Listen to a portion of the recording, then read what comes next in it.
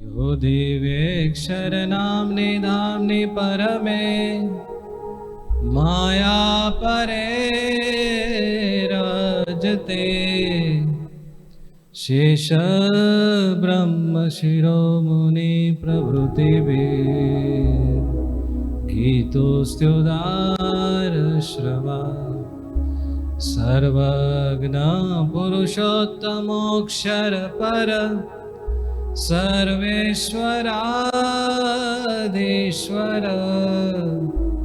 वन्दे तं पितरं मदीयमनिशम् श्रीस्वामिनारायणम् अन्तर्याम्यखिलात्मनामगणिता ब्रह्माण्डकोट्योद्भव त्राणान्तान् कुरुते सुखादिजलदे भुवि भ्रमेणेवया माया पुरुषकालपद्मजमुखा नस्योतगावो यथा यस्याज्ञां परिपालयन्ति सहजा नन्दं हरिं तं भजे। बोलो स्वामीनारायण भगवाननी जय। श्री स्वामीनारायण मंदिर सर्वोपरि धाम वरियाओ विराजमान अपना आराध्य इष्ट देव भगवान स्वामीनारायण पूजनीय संतो तथा आप सर्वे भक्तों ने आज रवि सभा में भाव थी जय स्वामीनारायण। वाला भक्तों,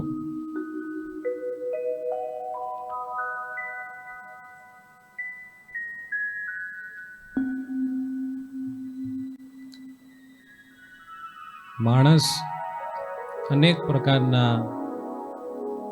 भयथी घेरायेलो होय। जाणो, कोकने आ भय, कोकने बीजो भय, कोकने तीजो भय, अलग अलग प्रकारना बधाने कांईक ने कांईक भय होय। पण आ नाना नाना टेणिया होय ने एने कांई भय ज न होय। ई चालू सभा होय तोय दौड़ दौड़ करे, मंगळाचरण चालतुं होय तोय दौड़ा दौड़ करता होय। एने एवी बीक ज न होय કે આપણને કંઈક વાંધો આવશે હોય। મંદી આવે એને મંદીની ચિંતા નહીં, ઘરમાં કોઈક સાજુ માંદું હોય તો એની ચિંતા ન થાય। આ નાના બાળકને કંઈ હોય એને કોઈ પ્રકારની ચિંતા ટેન્શન એને ન આવે। એટલે નાનું બાળક બધાને ગમે, હસતું રમતું ખેલતું આપણે જોઈએ ને તો આપણને મજા આવે। બાળકને ભય કેમ નથી? કોઈ પ્રકારનો ભય નહીં, એનું શું કારણ?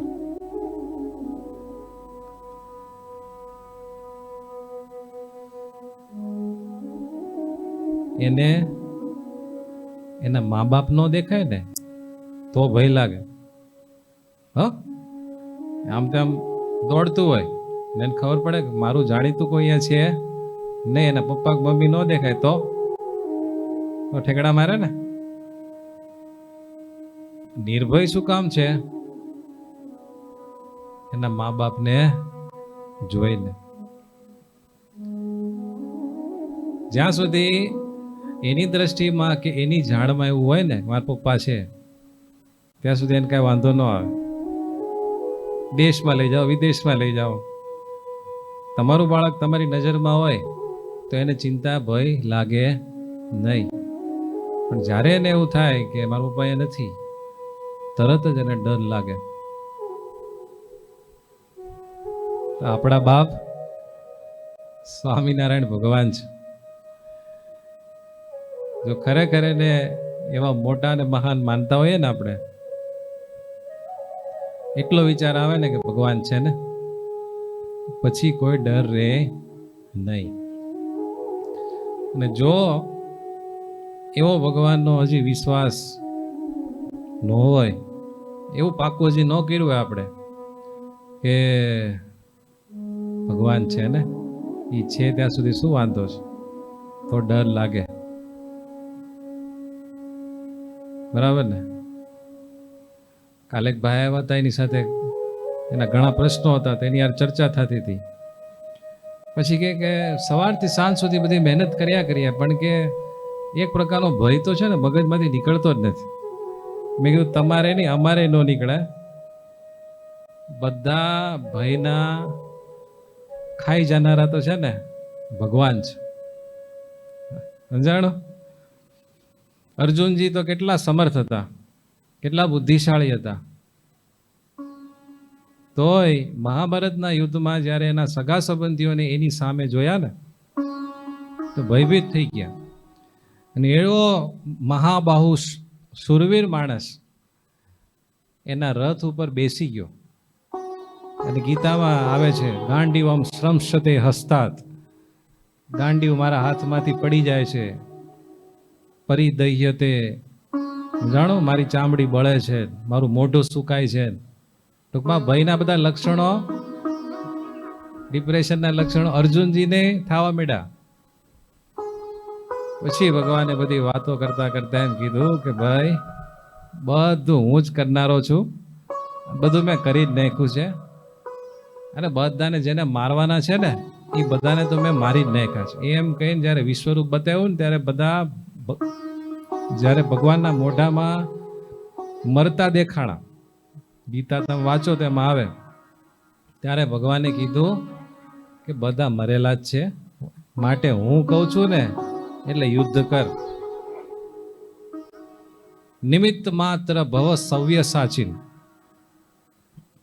હે અર્જુન, તું માત્ર નિમિત્ત બન, બાકી કરનારો હું બેઠો છું. પછી કર્મનો સિદ્ધાંત આખો બધો કીધો. કર્મણ્યેવાધિકારસ્તે મા ફલેષુ કદાચન. માટે જીવનમાં મહેનત ખૂબ કરવી. ભગવાને બુદ્ધિ શક્તિ આપી હોય એનો પૂરેપૂરો ઉપયોગ કરવો. પણ કર્મણ્યેવાધિકારસ્તે મા ફલેષુ કદાચન, એટલે આપણે આપણા જીવનમાં જે કાંઈ આપણી ફરજમાં આવે બધું ઘરે જવાનું, પણ ફળની ઈચ્છા બધી ભગવાન માથે છોડી દેવાની.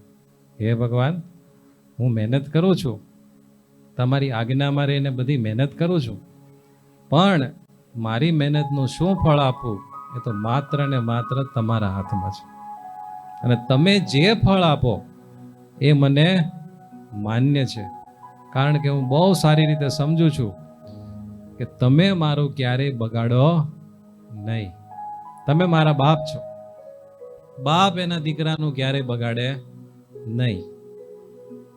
બરાબર ને? અને આપણા બાપ તો છે ને આ જગતના બાપ જેવા નથી. અહીંયા બાપ દીકરા બાંધ્યા હોય ને તો આમ સામે હું કરે નક્કી રહી. આપણા બાપ એવા નહીં હો. એ તો તમે ઊંધા હાલો ને તોય તમારું સારું જ કરે. આપણને લાગે કે કેમ, પણ એ છેવટે એમાં એની દયા અને કરુણા જ હોય. એવા ભગવાન દયાળુ છે, કૃપાળુ છે અને બહુ મોટા પેટવાળા છે. બાકી આપણી બધી ભૂલોનું લિસ્ટ કરીએ તો કોઈ દી કલ્યાણ થાય દિનેશભાઈ? ન થાય હો. રોજ દંડિકા પડે અને યમપુરીમાં જઈને માર જ ખાવો પડે. પણ ભગવાન જે એના આશ્રય આવે, એના આશ્રિત થાય, એનું સર્વ પ્રકારે જતન કરે છે. નમે ભક્ત પ્રણશ્યતિ, ભગવાને ગીતામાં કીધું. જે એકવાર મારો ભક્ત થયો ને એનો કાળ કર્મ અને માયા વાળ વાકો કરી શકતા નથી. જો ભક્ત ભગવાનની આજ્ઞામાં રહે, ભગવાનને સૌથી વધારે પ્રાધાન્ય આપીને જીવે તો. પણ જો હાથે કરીને હળી કરવા જાય તો પછી એને કોઈ બચાવી શકે નહીં. બહુ સરસ પંક્તિઓ છે, સાંભળજો. મારી ઓકાત કરતા એણે મને ઘણું વધારે આપ્યું છે. આપણા જીવન સાથે સરખાવજો. મારી ઓકાત કરતા એણે મને ઘણું વધારે આપ્યું છે. હું જે નથી માગી શકતો એ પણ એણે વિચારી રાખ્યું છે. ચિંતા કરવાની મારે હવે કોઈ જરૂર જ ક્યાં છે? ચિંતા કરવાની મારે હવે કોઈ જરૂર જ ક્યાં છે? મારી જિંદગીનું સુકાન મેં એના હાથમાં સોંપી તો રાખ્યું છે. બરાબર ને? પતંગ આકાશમાં ગમે એટલી ઉપર ઉડતી હોય, જ્યાં સુધી એ પતંગ સાથે જોડાયેલો દોરો વ્યક્તિના હાથમાં હોય ત્યાં સુધી પતંગને ડર લાગે નહીં, સુરક્ષિત છે. પણ એ દોરો કપાઈ જાય, જેના હાથમાં પતંગ હતી એની સાથે સંપર્ક તૂટી જાય, પછી પતંગ ક્યાં જઈને પડે એ નક્કી નહીં. એમ આપણું ભગવાન સાથે જે કનેક્શન છે ને, એ દોરા જેવું છે. આપણે પતંગ છીએ. એ આપણો ને ભગવાનનો સંબંધ જ્યાં સુધી વ્યવસ્થિત લાગેલો હોય ને, તો ગમે એવા મોટા મોટા વાવાઝોડા આવે તો આપણને ડર લાગે નહીં. પણ જો આપણે ભગવાનથી દૂર થઈ જાય, ભગવાનને મૂકી દઈએ, ભગવાન સાથેનું કનેક્શન તોડી નાખીએ, તો પછી કયા ખાડામાં જઈને પડીએ એ નક્કી નહીં. નાનું બાળક હોય ને એમ તમે આમ કરીને થોડું ઊંચું કરો ને, બહુ ખુશ થાય. હવે ખરેખર ખુશ થવા જેવું કે બીવા જેવું? બીક લાગે ને આપણને. આમ કોઈ ફંગોળે તો બીક લાગે, પણ બાળકને બીક ન લાગે. શું કામ? એને ખબર છે ફંગોળનારા મને પાડવા માટે નહીં, પણ ઝાલવા માટે ફંગોળે છે, એટલે હશે. એમ જો ભગવાનનો વિશ્વાસ પાકો થાય ને, આપણે આપણા જીવનનું સુકાન ભગવાનને સોંપી રાખ્યું હોય ને, તો ભગવાન ક્યારેક ફંગોળે ને તોય હસતા રહીએ, દુઃખી ન થઈ જાય. આપણને ખબર હોય ભલે ભગવાને ફંગોળો, મને ભલે ફંગોળો, પણ હમણાં મને પકડી લેશે, મને કઈ થવા નહીં દે, મારો બાપ છે. સાંભળવું છે પાછું? મારી ઓકાત કરતા એણે મને ઘણું વધારે આપ્યું છે. હું જે નથી માગી શકતો એ પણ એણે વિચારી રાખ્યું છે. ચિંતા કરવાની મારે હવે કોઈ જરૂર જ ક્યાં છે? મારી જિંદગીનું સુકાન મેં એના હાથમાં તો સોંપી રાખ્યું છે. આવી ભાવના શીખવા જેવી છે. ધીરે ધીરે સત્સંગ કરીને આ પાકું કરવાનું છે. વખત ખરાબ હોય ત્યારે થોડી ધીરજ ધરી લેજે. આપણા મનને આપણે કેવું જોઈએ, વખત ખરાબ હોય ત્યારે થોડી ધીરજ ધરી લેજે. ભરોસો તૂટે નહીં એટલી બસ શ્રદ્ધા ભરી લેજે. એના દરબારમાં હિસાબ ક્યારેય ખોટો નથી હોતો. બસ યોગ્ય સમય આવે ત્યાં સુધી તું પ્રતીક્ષા કરી લેજે.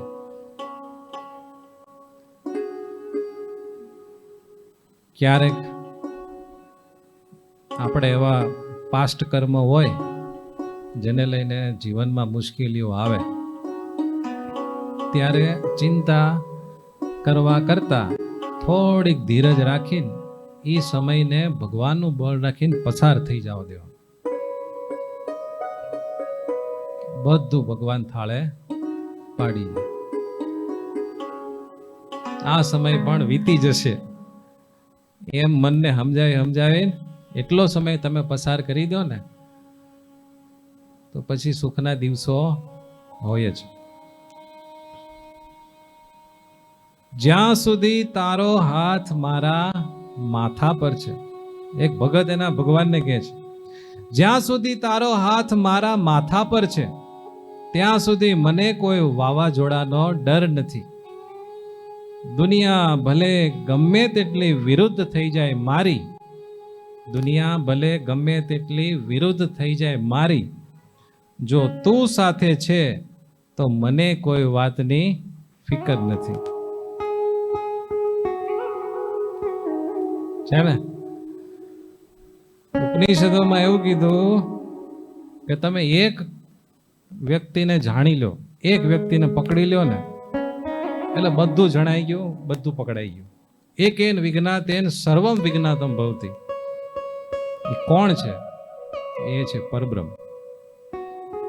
પરબ્રહ્મને તમે પકડ્યા એટલે થળિયું પકડાઈ ગયું, ડાળા પાંદડા બધું તમારા હાથમાં આવી ગયું. એક સાધે સબ સધે, સબ સાધે સબ જાય.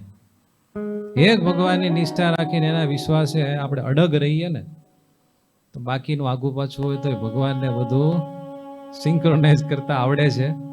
બીજું બધું આપણે સિંક કરવા જઈએ, ગોઠવવા જઈએ, પણ એક ભગવાન સાથેનો તાતણો મજબૂત ન બાંધ્યો તો બધું વિખાઈ જાય. માટે બહુ મોટી વાત છે, ખરેખર બહુ મોટી વાત છે. જ્યારે જેને સત્સંગ ન હોય ને એવા વ્યક્તિઓને મળીને આવ્યા ને ત્યારે સત્સંગની કિંમત એટલી બધી સમજાય. ઓહો, આ બધા માણસોને આમનામ જ ગુજરી જવાનું ને. જેને સત્સંગ નથી પ્રાપ્ત થયો, જેને ભગવાનની બાબતમાં તો હજી કાંઈ ગતાગમ જ નથી અને હાવ સંસારના જીવો છે, એને જ્યારે જોઈએ ને ત્યારે એમ થાય ઓહો હો, આપણા કેટલા મોટા ભાગ કે ભગવાન સવારથી સાંજ સુધી ભગવાનનું જ બધું કરવાનું. હે, તમે ન કરતા કરજો ને, તમે ઈ લાઈનમાં કયો બરાબર ને. કે ભાઈ સવારે જાગીએ, ભગવાનનું નામ લઈએ, સવારમાં નિત્ય પૂજા. બોલો, સ્વામિનારાયણ સંપ્રદાયમાં કેવી જોરદાર વસ્તુ, બધા પોત પોતાની પૂજા વાળા. તમે ન કરતા હોત તમારું દુર્ભાગ્ય, પણ સ્વામિનારાયણ સંપ્રદાયની તો એ બહુ મોટી અજોડ વસ્તુ છે. સવારે જાગી નાઈ ધોઈને પવિત્ર થઈને કાંઈ ખાધા પીધા વગર સૌથી પહેલા પ્રાતઃ પૂજા કરવાની. અને નાનામાં નાનું બાળક હોય ઘરમાં, એ પોતાની પર્સનલ પૂજા પેટી રાખે અને પૂજા કરે. સવારના પોરમાં બોલો, ભગવાનની પૂજનનું, ભગવાનની આરાધનાનું કેટલું મોટું પુણ્ય થાય છે ને. ભગવાનના ભગતની દિનચર્યા તમને કહું છું, કેટલું સરસ. પછી રોજ સવારે જ્યાં નજીક મંદિર પડતું હોય ત્યાં ભગવાનના દર્શન કરવા જાય ભગવાનનો ભગત. પછી એના બધા કામકાજમાં બધું જે કરતા હોય કરે. પછી બપોરનો સમય થાય ને, એક સવારની માનસિક પૂજામાં કરે. પછી બપોરનો સમય થાય, આપણે જ્યારે જમવાનો ટાઈમ થાય એની પહેલા ભગવાનની બપોરની માનસી પૂજા કરે. માનસીમાં આપણે જેમ કોઈ મહેમાનને કેમ જમાડીએ એમ ભગવાનને મનોમન પ્રેમથી જમાડે, બપોરની માનસી કરે. પછી 3-4 વાગ્યાનો સમય થાય ત્યારે તમને કેમ થાય કે લાવો ને કંઈક આઈસ્ક્રીમ ખાઈએ, ઢોકળા ખાઈએ, ખમણ ખાઈએ. એમ 3-4 વાગ્યાનો સમય થાય એટલે બપોરે આપણે જમાડીને ભગવાનને સુવડાવી દીધા હોય આપણા મન મંદિરમાં. પછી 3-4 વાગે ભગવાનને ઉત્થાપન સમયે જગાડીએ, ભગવાનને મેવો ધરાવીએ, આઈસ્ક્રીમ, શરબત બધું ધરાવીએ. અને તો ઉત્થાપનની માનસી એ રીતે કરે. જોયું, સવારમાં કોન્ટેક્ટ થઈ ગયો, બપોરમાં કોન્ટેક્ટ થઈ ગયો, 3 વાગે કોન્ટેક્ટ થયો. વળી સંધ્યા સમય થાય એટલે ભગવાન સ્વામિનારાયણની આજ્ઞા છે કે ભાઈ સંધ્યા સમયે મંદિરે જઈને ઉચ્ચ સ્વરે ભગવાનનું ભજન કરવું, આરતી ઉચ્ચ સ્વરે ગાવી, ધૂન જેટલું જેનાથી થઈ શકતું હોય એટલું કરવું. અને એ કાંઈ ન થતું હોય તો ઘરે જઈને જય સદગુરુ સ્વામી આરતી કરવી. બરાબર, આરતી કરીને પછી તમે જ્યારે વાળું પાણી કરો એ પહેલાં પાછી એક માનસી કરવાની. તમે જેટલી વાર જમો એટલી વાર ભગવાનને જમાડવાના, વળી પાછા ભગવાનને પ્રેમથી જમાડવાના. હો, જે તમે જમો એ કંઈ સારું સારું બધું આમ એવું જોઈએ એવું નહીં, પણ મનમાં જ કરવાનું તો લોભ હું કામ રાખવાનો. ન હારામ હારું જમાડીએ. અને ભગવાન સ્વામિનારાયણે કીધું કે તમે માનસીમાં જે પૂજા કરો, જે ભગવાનને જમાડો, એનું જેવું ફળ થાય એ પ્રત્યક્ષ પૂજાની બરોબર છે. પ્રત્યક્ષ પૂજા કરો કે માનસી પૂજા કરો, બેનું ફળ એક સરખું છે.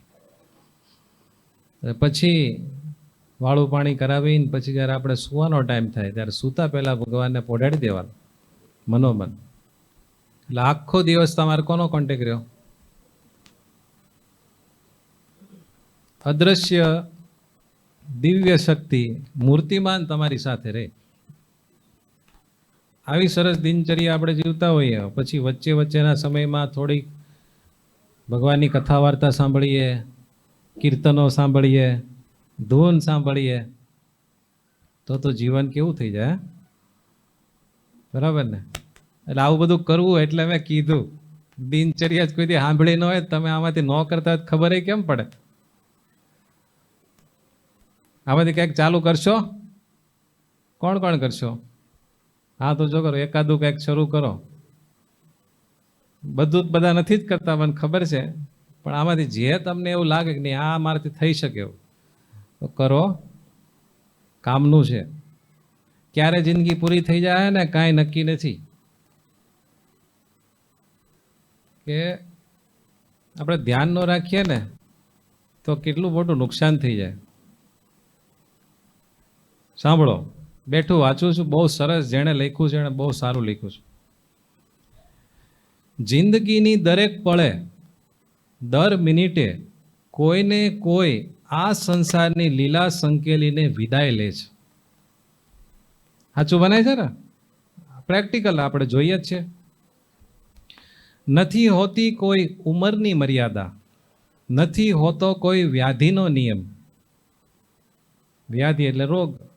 નથી હોતી કોઈ ઉંમરની મર્યાદા, નથી હોતો કોઈ વ્યાધિનો નિયમ. માત્ર વૃદ્ધ, બીમાર કે નબળા જ નહીં, ક્યારેક ક્યાંકથી કોઈ પણ વયા જ જાય છે ને. નાની નાની ઉંમરના 24-25 વર્ષના વયા જાય અચાનક. તમે ઓલું ન્યૂઝપેપરમાં આવે ને, ઓલું શું કહેવાય એને, શ્રદ્ધાંજલિ લખેલી હોય, તમે આવ્યા ને સુગંધ પ્રસરાવી ગયા. હવે સુગંધ પ્રસરાવી કે દુર્ગંધી તો એ લોકોના સંબંધીઓ જાણતા હોય, પણ એવું પછી બધું લખે. પણ તમે જોવો ને ઉંમર તો બધા નાની નાની ઉંમરને ગુજરી જાય છે, બરાબર ને? નથી હોતી કોઈ ઉંમરની મર્યાદા, નથી હોતા કોઈ વ્યાધિના નિયમ. માત્ર વૃદ્ધ, બીમાર કે નબળા જ નહીં, ક્યારેક ક્યાંકથી કોઈ પણ વિદાય લે છે. કારણ કે કાળ ક્યારેય કોઈને ચેતવણી આપીને નથી આવતો.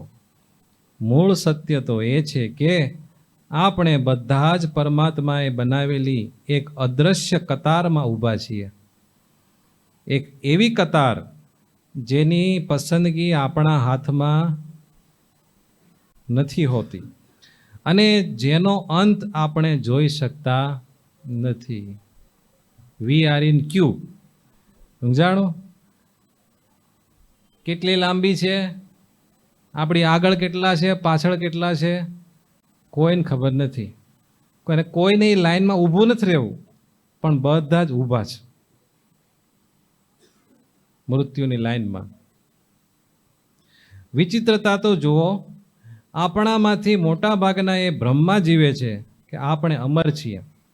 દરરોજ સવારે જ્યારે ઈશ્વર આપણને નવો દિવસ આપે છે ત્યારે આપણે વિચારીએ છીએ કે આપણી પાસે હજુ અઢળક સમય છે.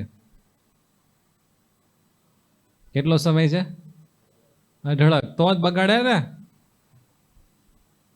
જેને એવું હોય ને કે મારી પાસે તો ઇન્ફાઇનાઇટ ટાઈમ છે, એ જ માણસ એનો સમય બગાડી શકે.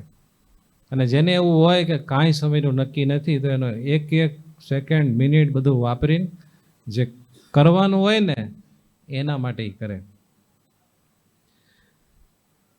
દરરોજ સવારે જ્યારે ઈશ્વર આપણને નવો દિવસ આપે છે ત્યારે આપણે વિચારીએ છીએ કે આપણી પાસે હજુ અઢળક સમય છે. કેટલો? પર્વત બાબા, અઢળક સમય છે. નફરત કરવા માટેનો સમય, વેરઝેર અને ઝઘડાનો સમય, એકબીજાથી શ્રેષ્ઠ સાબિત થવાની આંધળી દોટનો સમય. આ બધો જ સમય છે એવું આપણને લાગે. પરંતુ એ પરમપિતાની કતાર તો શાંતિથી અટક્યા વિના આગળ વધી રહી છે. કોઈને મરવું ગમતું નથી. અત્યારે ઓલા રશિયાના પ્રેસિડેન્ટ પુતિને કેટલા લાખ 2.5 લાખ કરોડનો પ્રોજેક્ટ કર્યો કે ભાઈ સુવરમાં એટલે કે આ ડુક્કરમાં માણસના ઓર્ગન તમે ઉગાડો અને એ પછી માણસમાં આ બધા રિપ્લેસ કરો એટલે માણસ 200-250 વર્ષ જીવી શકે. એના માટે એટલા બધા રૂપિયા એણે ફાળવા અને શું થવું છે ને અમર થવું છે. બોલો. પણ એ પરમ પિતાની કતાર તો શાંતિથી અટક્યા વિના આગળ વધી રહી છે. જેનો સમય આવે એ બધા જઈ રહ્યા છે. રોજ કોઈકનો વારો આવે છે અને તે કતારમાંથી બહાર થઈ જાય છે. પણ ક્યાંથી કોણ નીકળી જાય એ ખબર પડે નહીં. આપણે છીએ બધા લાઈનમાં, તમે હું બધા જ. આપણને નથી ખબર કે આપણી આગળ કેટલા બાકી છે. નથી ખબર કે એ વિધાતા ક્યારે આપણું નામ પોકારશે કે સ્વામીજી આવો, હવે તમારો વારો આવી ગયો. ઈશ્વરની આ વ્યવસ્થાને કોઈ રોકી શકતું નથી. નથી તેને પૈસાથી ખરીદી શકાતી, નથી સત્તા કે પ્રસિદ્ધિથી ડરાવી શકાતી. હાલે કોઈનું જોર? તો પછી હે માનવ, જ્યાં સુધી તું આ કતારમાં ઊભો છે ત્યાં સુધી અહંકાર શાનો કરે છે? સરસ. તું યાર લાઈનમાં ઊભો છો, ક્યારે ઉકલી જવાનો છે? અહંકાર શેનો કરે છે? સરસ વાત છે ને. સમજાતું એને બહુ સરસ લાગશે, નહીં સમજાતું એને ભગવાન જાણે. પૈસાનો ગર્વ શા માટે? જ્યારે લક્ષ્મી ક્યારે યમરાજને રોકી તો શકતી નથી. હોદ્દો અને પ્રતિષ્ઠાનું અભિમાન શા માટે? જ્યારે આત્મા દેહ છોડે છે ત્યારે બધા ખિતાબો શમશાનની રાખમાં ભળી જાય છે. સત્તા અને ઓળખાણનો અહંકાર શા માટે? ઇતિહાસ સાક્ષી છે, અસંખ્ય શક્તિશાળી રાજાઓ પણ આ જ કતારમાં ઊભા હતા અને ખાલી હાથે ગયા છે. જમીનના ટુકડા માટે સગા ભાઈ સાથે વેર શા માટે? અરે પીગળેલા હૃદયે વિચારો, એક દિવસ એ જ માટીમાં બંનેના દેહ સમાઈ જવાના છે. ધૂળ ભેગું ધૂળ જ થઈ જવાનું છે ને. મત કર માયા કો અભિમાન, મત કર કાયા કો અહંકાર, કાયા ધૂર સે કાચી. હે કાયા ધૂર સે કાચી, जैसे आसरा मोती, झपका पवन का लग जाय, झटका पवन का लग जाय, काया तेरी दूर हो जासी. એવું છે ને શરીર, ક્યારે શું થાય કાંઈ નક્કી નહીં. દુષ્ટતા એ ઈશ્વરના જ્ઞાન પ્રત્યેનો અજ્ઞાનતાનો ભાવ છે. અહંકાર એ મૂર્ખતાનું ઓઢણું છે. સ્વાર્થ એ આત્માની ગરીબી છે અને દગો એ માત્ર નબળાઈની નિશાની છે, નબળાઈની ભાષા છે. પરંતુ દયા એ ઈશ્વરની શક્તિ છે. કરુણા એ સાચું જ્ઞાન છે અને માનવતા એ સૌથી મોટો દિવ્ય વારસો છે. જ્યારે આ બધી વસ્તુ માણસ સમજે ને, કાંઈ લાંબુ ન સમજે ને, એમ ખબર પડે ને કે આ ઘડીના ક્ષણે ક્યારે મરી જવાનું ને કાંઈ નક્કી નથી, એટલે તરત જ એનામાંથી દુષ્ટતા જાય, અહંકાર ઓગળે, સ્વાર્થ મટે અને બીજાને દગો કરવાની ભાવના સદંતર એનામાંથી ટળી જાય. તો પછી શું જન્મે? દયા ભાવ જન્મે, કરુણા જન્મે અને સાચી માનવતા જન્મે. ત્યાં સુધી તો છે ને આપણે પશુની જેમ જ જિંદગી જીવતા હોઈએ છીએ. બીજાને આપણા થકી શું તકલીફ પડે છે, મુશ્કેલી પડે છે, એનો કોઈ દિવસ સાચા અર્થમાં આપણે વિચાર કરી શકતા નથી. આપણી ભારતીય સંસ્કૃતિ કેવી છે ખબર છે? આત્મોપમ્યેન જોવાનું બધાને. એનો અર્થ થાય કે પોતાના સ્વરૂપ હોય ને એમ બધાને જોવાના છે. કેવા? એટલે કે મને જે સુખ દુઃખ થાય છે એ આ બધાને એ જ પ્રકારે થાય છે ને. એટલે એમને કંઈક દુઃખ થાય તો એ મારું જ દુઃખ છે, એમને સુખ થાય તો એ મારું સુખ છે. એવી એવી ઊંચી ભાવના છે ને આપણી ભારતીય સંસ્કૃતિ શીખવાડે. પણ બોલો, અહીંયા સુરતમાં તમારે દરેક સમાજમાં બિલ્ડિંગોમાં શું હાલતું હોય? એકબીજાની કોથલીઓ જ ન હાલતી હોય સવારથી આજ સુધી. એ બધું કરાય નહીં, એમાં સમય બગાડાય નહીં. હવે એકદમ મહત્વનો પોઈન્ટ ચાલે છે. જ્યારે પ્રભુના દરબારમાં આપણો હિસાબ થશે ત્યારે પરમાત્મા આપણું બેંક બેલેન્સ નહીં પૂછે. પરમાત્માના દરબારમાં ભગવાન આપણને પ્રશ્ન પૂછશે ત્યારે આપણું બેંક બેલેન્સ નહીં પૂછે. ત્યાં તો માત્ર એટલો જ સવાલ પૂછાશે, મેં તને પૃથ્વી પર મોકલ્યો હતો તો તે કેટલા હૃદયોનો સ્પર્શ કર્યો? એવું કેવું તું જીવન જીવો, કેવું સારું જીવન જીવો કે તું એ બધાના હૃદયમાં સ્થાન પામી શક્યો? એ મન કે એવું ભગવાન પૂછશે. બીજું પૂછશે, તારી હાજરીથી કોઈને શાતા મળી હતી કે પીડા? તે વહેતા આંસુડાને લૂછ્યા હતા કે બીજાને આંસુડા આપ્યા હતા?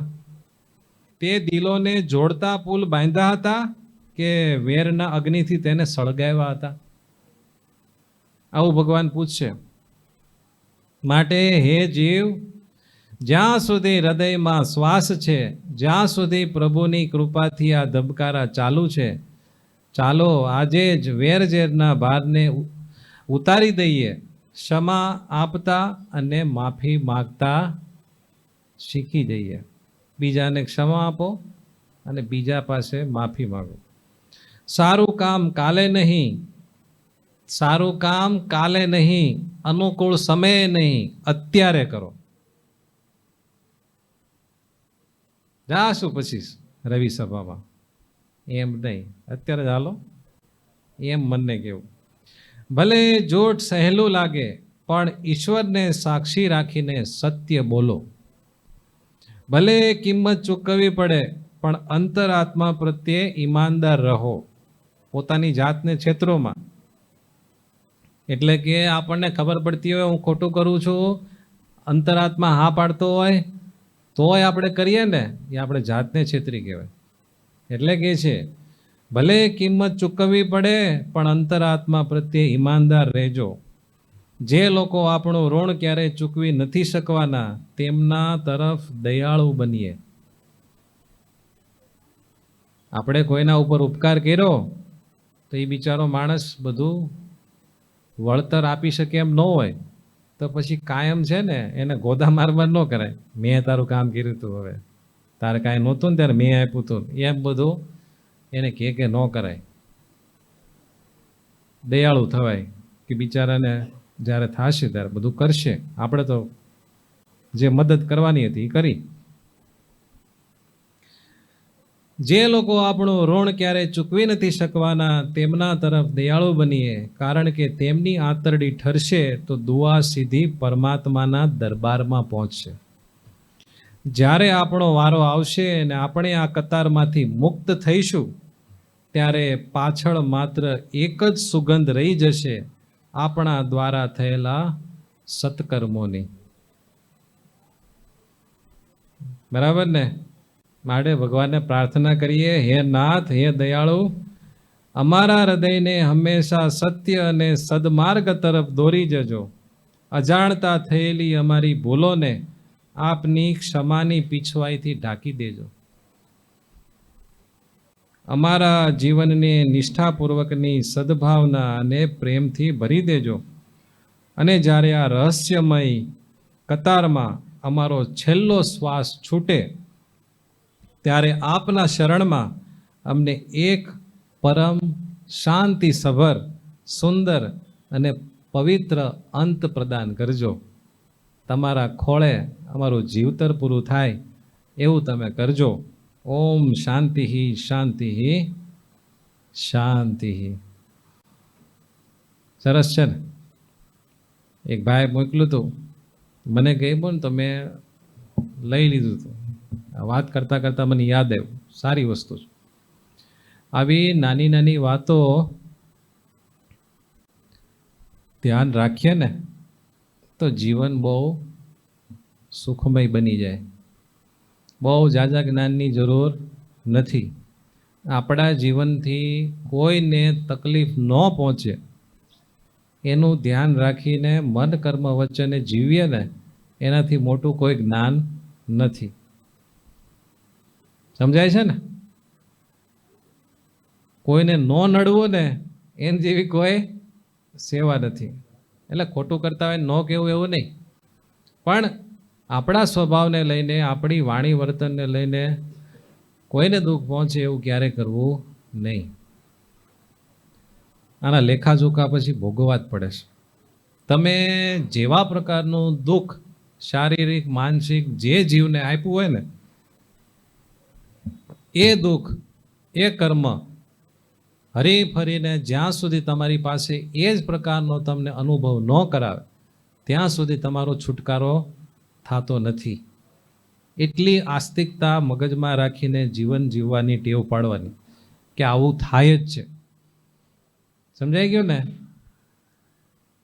તમને ખબર છે, આજે હું ગ્રંથ વાંચતો હતો ને એમાં એક વાત આવી હતી કે જ્યારે આ જીવ ગર્ભવાસમાંથી છૂટ્યો ને એ પહેલાં એણે ભગવાનને બહુ પ્રાર્થના કરી હતી, હે ભગવાન, આ ગર્ભવાસમાંથી મારો છુટકારો થાય ને તો હું છે ને મન કર્મ વચને તમને ગમે ને એવું જ જીવન જીવીશ. આ પગથી તમારા મંદિરે જાય છે, આ હાથથી તમારા સંતો ભક્તોની સેવા કરીશ, આ આંખથી તમારા દર્શન કરીશ. આવા બધા આપણે ભગવાનને વચન આપેલા. ત્યારે ભગવાને કીધું કે તું દરેક જન્મમાં છે ને ફરી જાશો, એટલે કોઈક તારા સાક્ષી હોય ને તો જ તને હું છુટકારો કરીશ, બાકી હું થાકી ગયો છું. હું મારી ભાષામાં કહું છું. પછી ભગવાને સાક્ષી રખાવ્યા. હો તો આ સૂર્ય ચંદ્ર પંચભૂત યમરાજા આ બધી દિશાઓના દેવતાઓ આ જે બધા છે ને એ આપણા કર્મના સાક્ષી હોય. આપણને એમ થાય અને એ કોઈ ન હોય ભગવાન તો અંતર્યામી છે જ ને, પણ આ તો શાસ્ત્રમાં જે લખેલું છે એ તમને કહું તો માણસ છે ને છાના પાપ કરતા હોય ને એને એમ હોય કે આપણું પાપ કોઈ જાણતું નથી.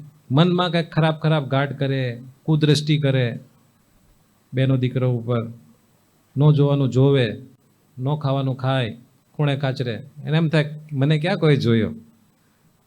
પણ એ લિસ્ટ જો તમને ખબર હોય ને કે એટલા બધા જ મને જોવે છે તો આપણાથી એક ખરાબ કામ થાય. પણ આપણે એટલા નાસ્તિક છીએ, નથી માનતા.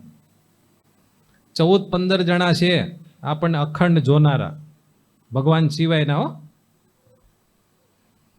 પછી જ્યારે આ શરીર છૂટે અને પછી જ્યારે આપણો બધો હિસાબ થાય ને ત્યારે જીવ એમ કે એ મહેનત કર્યું. અને જો ને તમે કોઈને ભૂલ બતાવો એટલે હું કે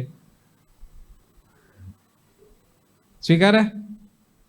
યમપુરીમાં બધા જઈને થોડા કઈ સ્વીકારે? બધા માથા ભારે માણસો જ ગયા હોય, સ્વીકારે નહીં. પછી આ જે 14-15 જણા છે ને એના પાસે સાક્ષી પુરાવડાવે અને પછી યમદૂતો મારીને તોડી નાખે. હવે તમે વિચારો કે તમે ખાનગી જીવો કે જાહેર જીવન, એકેય જીવનમાં ખોટું કરવા જેવું છે? બીજું બધું જ્ઞાન તો પછી શીખીએ, આ પાયાનું જ્ઞાન પેલા હોય ને તો માણસ બને કે ભાઈ ખરાબ કર્મનું ફળ ખરાબ મળે જ છે અને સારા કર્મનું ફળ સારું મળે જ છે, એટલું જ પહેલા શીખીએ. પછી આત્મા પરમાત્માની વાત કંઈક આપણા ગળે ઉતરે તો ધડનું ફળ બોલી નાખીએ, કોઈના દિલને ઠેસ પહોંચાડી દઈએ, ન વિચારવાનું કેટલાય કલ્પના કરી કરીને વિચારી નાખીએ એ બધાના કર્મ બંધાય છે અને પછી ભોગવવા પડે. સમજાઈ ગયું ને? લાંબુ જ્ઞાન ન થાય ને તો કમસે કમ એટલું શીખવું કે મનથી, કર્મથી કે વચનથી આપણા દ્વારા કોઈને દુઃખ ન પહોંચે એનું હંમેશા ધ્યાન રાખવું. અને આપણને કોઈના તરફથી કંઈક દુઃખ પહોંચે ને બને ત્યાં સુધી ખમી ખાવું. એમાં નુકસાન સહન કરનારાને કોઈ દિવસ જાતું નથી. અને સુખી થવું હોય ને એને સત્કર્મ કરવા, ભગવાનના સંતો ભક્તોની, જરૂરિયાતમંદ લોકોની દિલથી સેવા કરવી. જેને જે જોતું હોય ને આપણાથી દઈ શકાય એવું હોય એ આપવું. કોઈને સમય આપવો, આપણી ઓળખાણ હોય તો કોકને ઓળખાણ દ્વારા સેવા કરવી, પૈસા હોય તો પૈસા દ્વારા સેવા કરવી. અને છેવટે કાંઈ જ ન હોય ને તમને એમ લાગે ને બિચારો બહુ દુઃખી છે તો બે હાથ જોડીને ભગવાનને એના માટે પ્રાર્થના કરવી. એ પણ તમે એ જીવને આપ્યું કહેવાય. તમને એમ થાય કે માણસ બહુ દુઃખી છે તો મંદિરમાં આવીને 5 માળા કરો, ભગવાન આ જીવને તમે સુખી કરો. આપણાથી થાય?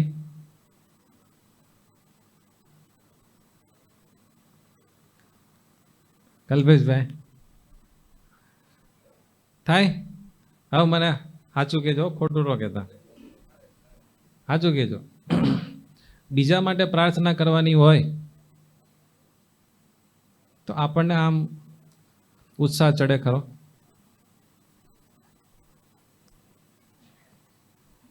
ચડે?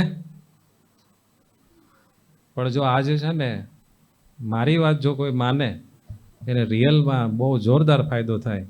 તમે અખતરો કરવાનો ન થાય તો ન કરતા. તમારી શ્રદ્ધામાં ખોટ હશે પણ મારી વાત ખોટી નથી. તમને જે વ્યક્તિને જોઈને એમ થાય ને કે આ માણસ બહુ દુઃખી છે તો આપણે બહુ લોભિયા હોય તો એને કંઈ પૈસા ન દઈ શકીએ, જાણ, અને બીજી રીતે આપણે કંઈ મદદ ન કરીએ. પણ તમે એના માટે ભગવાનને પ્રાર્થના કરો, 5-15 એના માટે માળા કરો. આપણને એમ થાય ને કે એના માટે કરવાનું.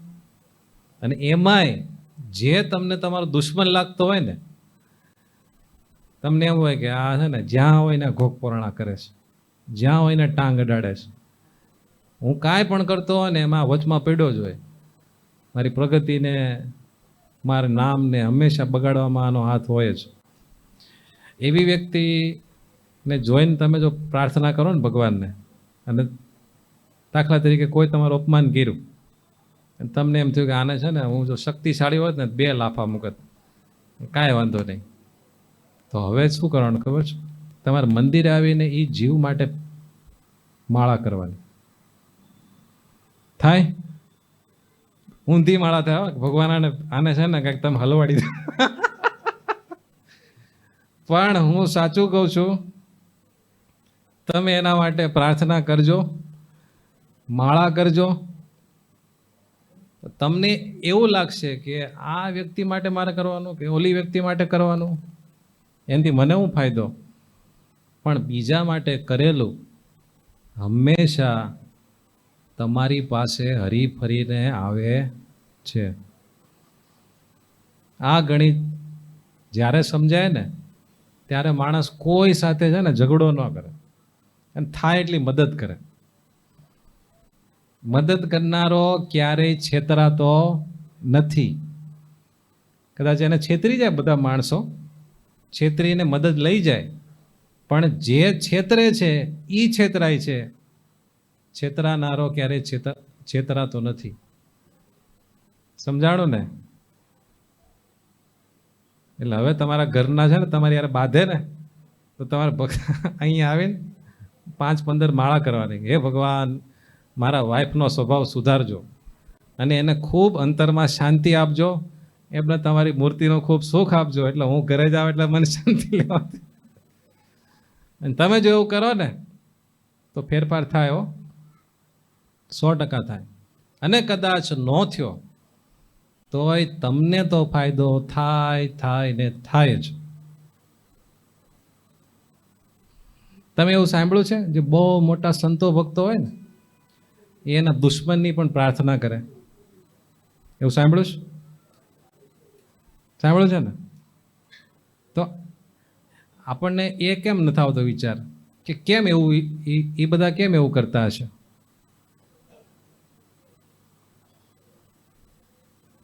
કેમ કે એને ખબર હોય કે બીજા માટે પ્રાર્થના કરવામાં જે લાભ છે ને એ પોતાના માટે કરવામાં નથી. સમજાય છે ને? એટલે જીવનમાં બીજા માટે થાય એટલી સેવા કરવી, જેને જે જરૂર હોય ને એ આપવું, મદદ કરવી. કોઈ બિચારો ભાંગી ગયો હોય તો 2 મીઠા બળના શબ્દો કહેવા, એના ખભે હાથ મૂકીને કેવું, ભાઈ ચિંતા ન કરતો, 5-15 હજાર રૂપિયા જોઈએ ને હું આપીશ, મુંજામાં તું મહેનત કર, આશ્વાસન આપવું, એ સેવા જ છે ને. પણ જે માણસ આ પ્રકારની કોઈની સેવા ન કરે ને એ માણસ છે ને બહુ દુઃખી હોય.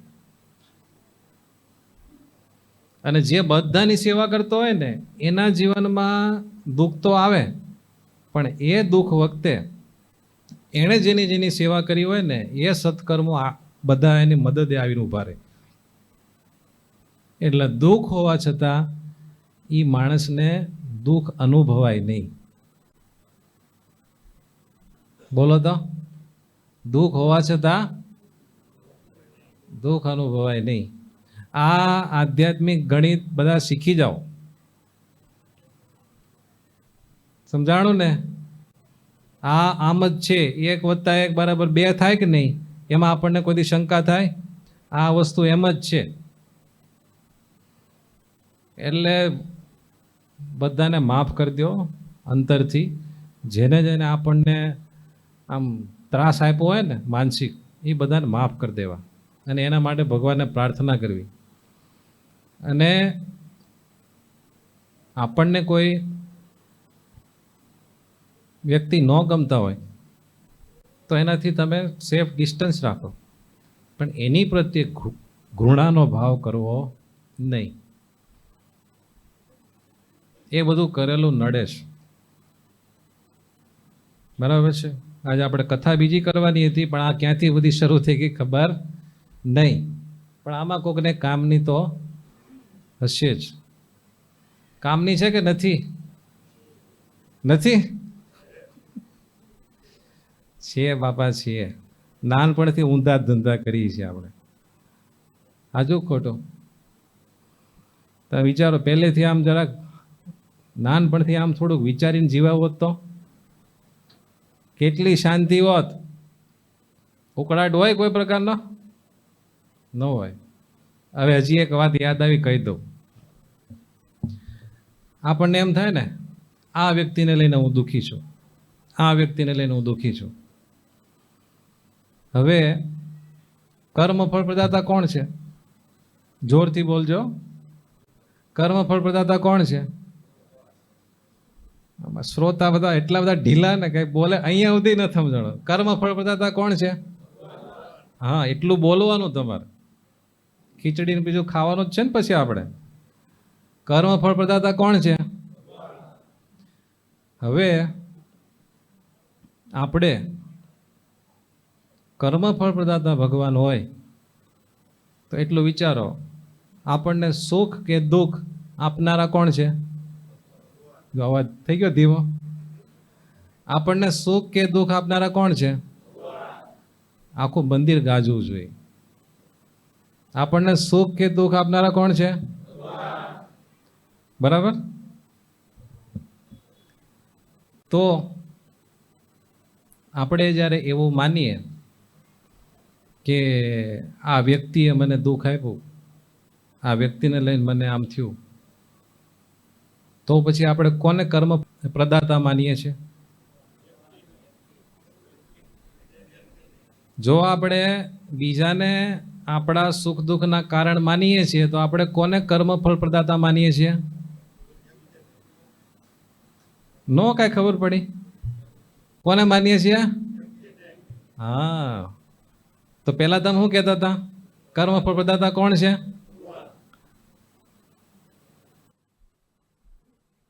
સમજણમાં ફેર પડે છે? આ ડિફરન્સ ભાંગવાનો છે. પછી છે ને કોઈક આપણને દુઃખ પહોંચાડવા માટે આવે ને તો એ વ્યક્તિ હારે આપણે ઝઘડો નહીં થાય. અને એટલું જ વિચારો, જે આપણા ફાળે કર્મ ભોગવવાનું ન હોય એ ભગવાનને ભૂલથી ભોગવાવડાવી દેવાય. જે તમારા ખાતામાં ભોગવવાનું નથી લખેલું એ તમારે ભોગવવું પડે, એવી ભૂલ ભગવાનને થાય ખરી? થાય? સમજાણો ને? એટલે આ સમજવા જેવું છે. ભગવાનને ક્યારેય ભૂલ થતી નથી. આપણે ભૂલ થાય છે, ભગવાનને ભૂલ થતી નથી. ઘણા લોકો અમારી પાસે આવે ને ત્યારે એવું કહે, મેં કોઈને દુઃખી નથી કર્યા, બધાનું રાખ્યું છે અમારા ઘરમાં, તોય મારી હારે જ આવું કેમ થાય છે? શું કે? મેં કોઈની આતડી નથી કકળાવી, મારી હારે જ કેમ આવું થાય? પણ એટલું આપણે પાસે ભૂલી જઈએ છીએ, આ એક જ જન્મ થોડો છે. કેટલાય જન્મથી આપણે કર્મ કરીએ છીએ, ક્યાંક એવું કર્યું હશે, અને આ જન્મનું આપણને છે ને નબળું નબળું આપણું યાદ રહેતું નથી. સારું સારું જ યાદ રહે. બોલો, આ જીવનમાં તમે શું શું કર્યું સારું સારું? તો આપણી પાસે લિસ્ટ હોય કે મેં આવું કર્યું, મેં મારા ફલાણાને એટલી જરૂર હતી તો આમ કર્યું હતું, આમ કર્યું હતું, ઓલું પછી આમ જ થવાનું હતું, પછી મેં આમ કર્યું એટલે આમ થયું. કોઈ દી એવું લિસ્ટ આપણે નથી કરતા કે ઓલી જગ્યાએ મેં છે ને પગ આડો ન કર્યો હોત ને કોઈને ખબર નથી, પણ હું એમાં છે ને વચ્ચે મોટી ભૂમિકા ભજવી ગયો એટલે બધાને હેરાન થવું પડ્યું. પછી ઓલે ભણે મેં છે ને જરાક આવા બે શબ્દ કીધા ને એટલે ઓલાનું કામ ન થયું, એવી આપણે ગણતરી કરતા નથી. એટલે આપણી પાસે લિસ્ટ હોય, પણ શેનું હોય? સારાનું. મોડું મોડું કર્યું હોય એનું લિસ્ટ હોય નહીં. એટલે જ્યારે દુઃખ આવે ત્યારે આપણે શું કહીએ?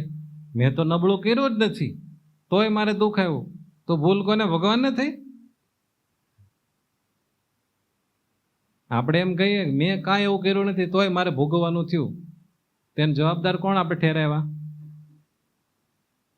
હવે ખરેખર ભગવાનનો વાંક છે એમાં? એટલે આ બધી હકીકત સમજી રાખીએ ને તો ભગવાન હારે ધોખા ન થાય અને આપણે હખણા રહીએ. સમજાણું ને? કાઠિયાવાડી લોકોને છે ને બે ત્રણ પ્રસંગ મારે સાંભળવામાં હમણાં તાજા તાજા આવ્યા છે ને એટલે કહી દઉં છું. કાઠિયાવાડી લોકોની ભાષા કેવી ખબર છે? કાટાળી. કાંટા આમ ચારે બાજુ આમ લગાડેલા હોય ક્યાંક, તો તમે આમ જાઓ તોય છોલે, આમ જાઓ તોય છોલે, ભટકાવ તોય છોલે. સમજાયું? એ કાઠિયાવાડીની ભાષામાં છે ને કાંટા હોય એટલે એવું એવું બોલે ને વળમાંથી, એને લઈને ઘરો ઘર બધા બહુ ડખા હોય છે. એટલે કોઈને મેણા બેણા મારવા નહીં. તમે વચનથી કોઈને દુઃખ પહોંચાડો ને એ તમે એના મર્મ સ્થળમાં પીડા પહોંચાડો. ક્યાં? મર્મ સ્થળમાં. અત્યારે સમજો કે અહીંયા કોકની ભૂલ મને ખબર હોય અને જાહેરમાં એને ભલે હું નામ લઈને વાત ન કરું, પણ જાહેરમાં એ વ્યક્તિને ટાર્ગેટ કરીને વાત કરું, એ વ્યક્તિને કેટલું દુઃખ થાય? મને કાંઈ કહે નહીં, પણ એના મર્મ સ્થળમાં પીડા થાય ને, એનું હૃદય કોચવાઈ જાય. આવું ક્યારે કરાય નહીં. જીભા જોડી કરવામાં બહુ માસ્ટર હોય ને, એ માસ્ટરી હારી નથી. ઘણા હોય ને એ મારો ભાઈ નો બોલી શકે, હું હોય એટલે ભૂગી જાઉં, એવા દોઢ દયાનો છે ને પાર જ નથી. પણ સાધુ સ્વભાવ વાળા માણસો છે ને એ જીતી જાય છે. સમજાઈ ગયું?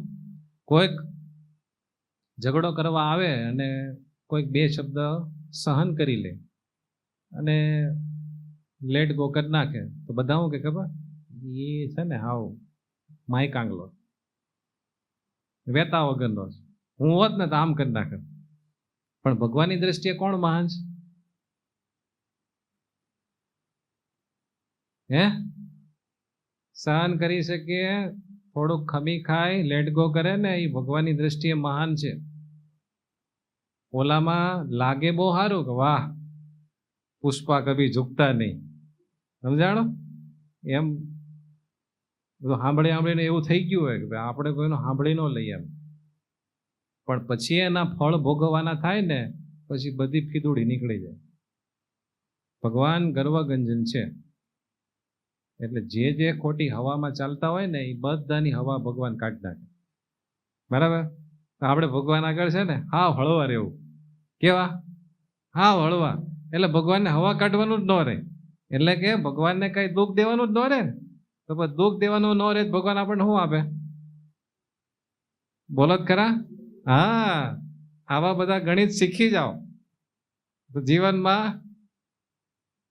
બહુ શાંતિ રહે. બરાબર?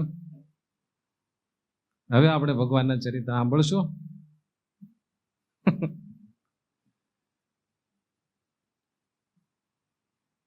કચ્છ દેશનું એક ચરિત્ર કેવું છે. કચ્છમાં ધુફી ગામમાં એક ભારમલ કરીને શેઠ રહેતા હતા. શેઠનું નામ શું અને ગામ કયું? ધુફી. એની એક નાની દીકરી હતી 7 વર્ષની. એ માંદી થઈ અને એને ભોંય પથારીએ લીધી. અને બધાને ખબર હતી કે હવે 7 વર્ષની દીકરી છે અને બહુ માંદી છે, હવે રહેશે નહીં. ત્યારે એ જે શેઠ ભારમલજી હતા ને, એની શેરીમાં નજીકમાં એના પાડોશી ભણસાળી પરિવાર રહેતો હતો, ને સત્સંગી હતો. એને ખબર પડી કે આપણા ભારમલજીની દીકરી છે નાની 7 વર્ષની, એને શરીર બહુ વીક થઈ ગયું છે ને હવે શરીર રહે એવું નથી. એટલે એણે બધા સત્સંગીઓ એની શેરીમાં જે હતા ને એ બધાને ભેગા કર્યા અને બધા ભેગા થઈને એવું નક્કી કર્યું કે આપણે છે ને ભારમલજીના ઘરે બેસવા જાય, દીકરીની ખબર કાઢી અને ત્યાં બેસવા જાય, એને સારું લાગશે. જોયું તમે સત્સંગીની કેવી દ્રષ્ટિ હોય કે ભાઈ આપણે ત્યાં જઈએ તો એને હૂફ પ્રેમ બળ મળે. આ એના માટે દુઃખનો સમય કહેવાય, તો આપણે એને સપોર્ટ કરવો જોઈએ. ખ્યાલ આવે ને? આપણે ભગવાનની નજીક જાય ને એટલે આવા બધા ગુણો આપણામાં આવવા જોઈએ. આપણે ત્યાં જઈએ એને સારું લાગશે, એમને બળ મળશે.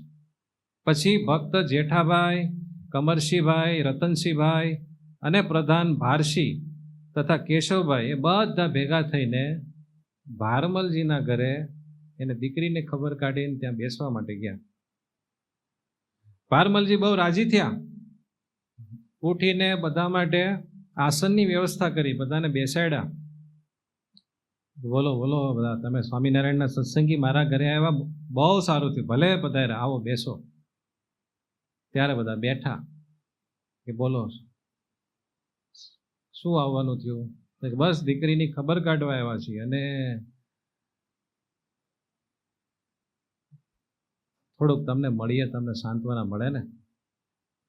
એટલે ઓલા ભારમલજી કે તમે આવ્યા ને ખરેખર મને બહુ સારું લાગ્યું. પછી બધા સત્સંગીઓએ કીધું કે ભારમલજીભાઈ, અમારે શ્રીજી મહારાજની આજ્ઞા છે કે સત્સંગીને પાડોશમાં કોઈ વ્યક્તિ માંદા હોય કે કોઈ કંઈક તકલીફમાં હોય તો ભલે સત્સંગી ન હોય તો એને ઘેર સત્સંગીએ જાવું અને જો એનો અંતકાળ કેવું હોય તો એને વર્તમાન ધરાવવા. એવું કે ભગવાને અમને એકવાર વાત કરી હતી એટલે અમને થયું કે દીકરીની ખબર કાઢવા જાય. એટલે ભગવાનની આજ્ઞા છે કે ભલે સત્સંગી ન હોય પણ એના ઘેર જવું અને જે માંદા હોય ને એને વર્તમાન ધરાવવા. તો અંતકાળે અમે એને લેવા આવીએ એવું અમારા સ્વામિનારાયણ ભગવાને કીધું છે. એટલે જો તમે કહેતા હો આ તમારી દીકરી માંદી છે, તમારી ઈચ્છા હોય, તમે જો કહેતા હો તો અમે એને વર્તમાન ધરાવી દઈએ. એમાં શું કરવાનું હોય? તો કાંઈ નહીં, અમે હાથમાં જળ લેવડાવીને એમને ભગવાનના શરણે કરીએ અને કંઠી ધારણ કરાવીએ. તો ભગવાન બહુ દયાળુ છે, આ જીવનું સારું કરે અને મહારાજ એને તેડવા આવશે. એવું તો બહુ સારું ને. તમારા જેવા આવા સારા માણસો, મારા મિત્રો, મારા હેતુ, આવા તો કોણ હોય? બહુ સારું, તમે મારી દીકરીને વર્તમાન ધારણ કરાવો એટલે એના જીવનું રૂડું થાય. પછી બધા સત્સંગીઓએ એ દીકરીનો હાથ જમણા હાથમાં પાણી લેવડાવ્યું, જેવું એમને આવડે ને એ રીતે બધું કરીને પછી ભગવાનને કીધું, ભગવાન આ જીવને તમારા શરણે લ્યો. અને પછી દીકરીને કંઠી પહેરાવી, ભગવાનનું પ્રસાદીનું પાણી આપ્યું. આ રીતે બધું કર્યું. સત્સંગના વર્તમાન ધરાવ્યા. ત્યાં તો હજી બધા બેઠા હતા ને, ત્યાં થોડીક વાર થઈ, બધા સત્સંગીઓએ વર્તમાન ધારણ કરાવ્યા દીકરીને. ત્યાં થોડીક વાર થઈ, દીકરીને સત્સંગીઓએ વર્તમાન ધારણ કરાવ્યા. થોડીક વાર થઈ ને એટલે દીકરી પથારીમાંથી ઉઠીને પગે લાગી. એટલે બધાને થયું આ શું કર્યું દીકરીએ? સત્સંગી કે બાઈ તું કોને પગે લાગી? હે દીકરી તું કોને પગે લાગી? દીકરી કે સ્વામિનારાયણને પગે લાગી. હા, તે સ્વામિનારાયણને ક્યારે જોયા? કે મને સ્વામિનારાયણ દર્શન દીધા. કે સ્વામિનારાયણ અત્યારે ક્યાં છે?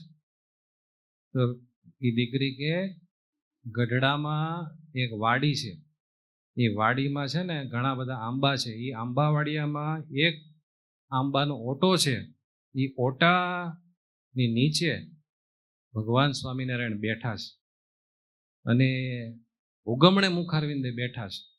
આવું મને દેખાય છે.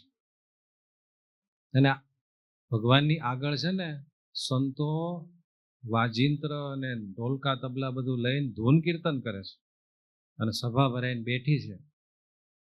આવું તને બધું દેખાય છે? કે હા, મને આવું બધું દેખાણું. અને દેશ દેશના હજારો સત્સંગીઓ બધા બેઠા છે. અને તમને કહું, અહીંયાનો આપણો સંઘ એ ન્યા ગયો છે, કચ્છમાંથી સંઘ ન્યા ગયો છે ને, એ મને દેખાય છે. બધાને આશ્ચર્ય થયું કે આ 7 વર્ષની દીકરી પથારીમાંથી બેઠી થઈને એટલું બધું બોલી. આ તો આશ્ચર્યની વાત કહેવાય. અને અહીંયાથી સંઘ ગયો એ એને દેખાય છે. ત્યારે સત્સંગીએ કહ્યું કે તું કહે છે તે વાત સાચી, પણ અમે દેખતા નથી. તે માટે તું છે ને આપણા ગામના સત્સંગીને તું પૂછ, જે ગઢડે ગયા છે ને આપણા ગામના, એને તું પૂછ કે તમે શ્રીજી મહારાજના દર્શન કરીને પાછા ક્યારે આવવાના છો? એટલે એ વાત અમને પાકી થાય, તું કહેશો એ સાચું છે કે ખોટું, એમ પછી અમને વિશ્વાસ આવશે. એવું બધાએ કીધું. ત્યારે ઓલી દીકરી કાંઈ નહીં, પૂછી લઉં. પછી દીકરીએ શ્રીજી મહારાજને પૂછ્યું. એને બીજા બધા દેખાતા હતા, પણ સંવાદ કોની યારે થતો હતો? શ્રીજી મહારાજ યારે. તરત એને શ્રીજી મહારાજને પૂછ્યું કે આ બધા આવું પૂછાવે, તમારા ગામનો સંઘ ક્યારે પાછો આવશે? ત્યારે શ્રીજી મહારાજે દીકરીને કીધું કે અહીંથી કાલ ચાલશે અને 10 દિવસે આવશે. અહીંયા દર્શન સત્સંગનો લાભ લઈને કાલ નીકળશે અને તમારે ત્યાં 10મા દિવસે આવશે, આવું કીધું.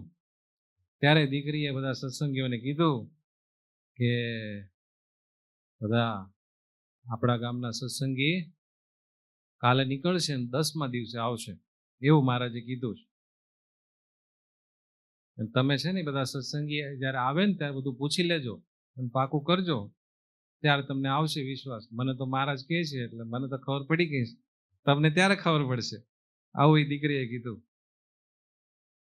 પછી ઓલી દીકરી કહે કે બસ હવે જો ઘણી બધી વાત થઈ ગઈ, હવે મને મહારાજ કહે છે કે તું મારી યારે અક્ષરધામમાં આવે, એટલે હવે હું અક્ષરધામમાં જાઉં છું, મને રજા આપો. એના બાપને આશ્ચર્ય થયું કે મારી દીકરી મરણ પથારી હતી ને આ સીધા વર્તમાન ધારણ કરાવ્યા અને એને ભગવાન તેડવા આવ્યા. તો કે ભગવાન શું કહે છે? તો કે ભગવાન એવું કહે છે કે મારા સત્સંગીએ તને વર્તમાન ધારણ કરાવ્યા ને એ પુણ્ય પ્રતાપે હું તને મારા અક્ષરધામમાં લઈ જઈશ અને મારા અક્ષરધામનું સુખ તને આપીશ.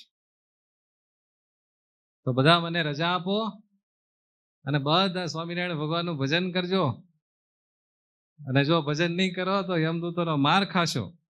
આવું બધું એ દીકરી બોલી 7 વર્ષની, અને બધાને કીધું જય સ્વામિનારાયણ, હે ભગવાન મને વિમાન લઈને તેડવા આવ્યા છે એમ કહીને છોકરી ધામમાં ગઈ. અને બધાને આશ્ચર્ય થઈ ગયું. અદ્ભુત કથા છે ને, મગજમાં ન બેસે એવી. બહુ આશ્ચર્ય થયું બધાને. પછી તો દીકરીનો બધો વિધિ બધો પૂરો કર્યો. 10 દિવસ થયા, ઓલા સત્સંગીઓ બધા આવ્યા અને દીકરીએ જે વાત કરી હતી કે મારા ઉગમણા મુખારવિંદે બેઠા છે, આંબાવાડિયામાં એક મોટા આંબાની નીચે સરસ મજાનો ઓટો છે, ત્યાં બેઠા છે, જે બધી વાત કરી હતી ને એ બધું મળતું આવ્યું. અને બધાને વિશ્વાસ બેઠો કે શ્રીજી મહારાજ આ દીકરીને અક્ષરધામમાં લેવા માટે આવ્યા. અને દીકરી જે વાત કરતી હતી એ બધી વાત સાચી. પછી એ દીકરીના સગા સંબંધી આ ગ્રંથમાં લખેલું છે. ત્યારે તે દીકરીના સગા સંબંધી, તેના નાતીલા એ ઘણા સત્સંગ કરીને શ્રીજી મહારાજના આશ્રિત થયા. આવો મોટો પરચો થાય તો બધા સત્સંગી થાય જ ને. અને સર્વે શ્રીજી મહારાજનું ભજન કરવા લાગ્યા. અને એ પરચો જોઈને સર્વે આનંદ પામ્યા અને મનમાં એમ જાણ્યું જેમ એ દીકરીને શ્રીજી મહારાજ ધામમાં તેડી ગયા તેમ આપણને પણ તેડી જશે. એમ પરસ્પર કહીને ખબરદાર થઈને સ્વામિનારાયણ ભગવાનનું ભજન કરવા માંડ્યા. બોલો, મજાની વાત છે ને. અંતકાળે તો અવશ્ય આવે એ બિરુદ કે દિન બદલાવે.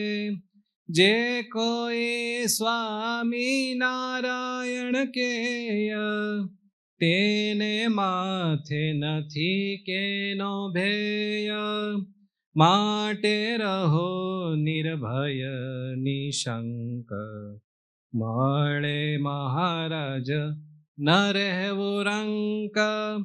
જેની પાસે હોય ચિંતામણી, કેમ દુખી રહે તે ધણી. જેની પાસે ચિંતામણી હોય એ કોઈ દિવસ દુખી રહે? એમ જેને ભગવાન સ્વામિનારાયણની પ્રાપ્તિ થઈ, ભગવાન સ્વામિનારાયણનો યોગ થઈ ગયો, એ ક્યારેય દુખી રહે નહીં. અને ભગવાન સ્વામિનારાયણનો એ બહુ મોટો કોલ છે. જે એનો થાય એને અંતકાળે ભગવાન સ્વામિનારાયણ તેડવા આવે. હમણાં જ હરિ સ્વરૂપ સ્વામી ધામમાં ન ગયા થોડાક દિવસો પહેલા. કેટલો પ્રગટ આ સંપ્રદાય છે, બોલો. મહારાજ આવ્યા, દર્શન દીધા અને ધામમાં લઈ ગયા.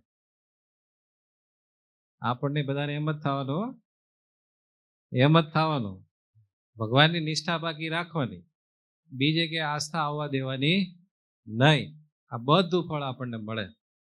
અને જે આપણને ભગવાનની નજીક લઈ જવામાં મદદ કરે છે. જો આ દીકરીના બધા પાડોશી હતા, એ બધા સત્સંગી, તો કેવો મોટો લાભ થયો. એમ આપણા જીવનમાં એ ટાઈપના બધા માણસો આજુબાજુમાં રાખવા કે જે આપણને સત્સંગ કરવામાં, ભગવાનની નજીક જવામાં સપોર્ટ કરે. સમજાણું?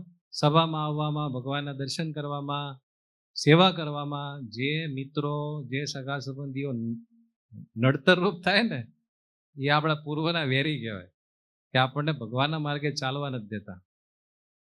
કેવા કહેવાય? ભગવાનના વેરી. અને એમાં હોય જ બધે. એક વખત શ્રીજી મહારાજ ગઢડેથી વડતાલ જતા હતા. તો સંઘમાં 2-3 કૂતરાય હતા હારે. તો મહારાજ ગઢડેથી વડતાલ જતા હતા, રસ્તામાં અચાનક સંઘમાંથી એક કૂતરું દોડીને એક સસલાની પાછળ પડ્યું. સસલું બહુ દોડ્યું. પણ કૂતરાએ સસલાને પકડી લીધું અને દાંત અહીંયા ગળામાં મારી દીધા. એટલે બધા સત્સંગીઓ જતા એટલે તરત જ કૂતરાને હડ કરીને દૂર કર્યું. કૂતરું દૂર થઈ ગયું, પણ સસલાને જખમી કરી નાખ્યું, લોહી લુહાણ થઈ ગયું. ત્યાં તો દેકીરો થયો ને, એટલે શ્રીજી મહારાજે હતા સંઘમાં. મહારાજ ત્યાં પહોંચી ગયા અને મહારાજે જોયું તો સસલું ડચકા લેતું હતું, છેલ્લા શ્વાસે હતું અને જીવે એવું લાગતું નહોતું. પછી ભગવાન કે પાણી લાવો. પછી ભગવાન પાણી લાવ્યા.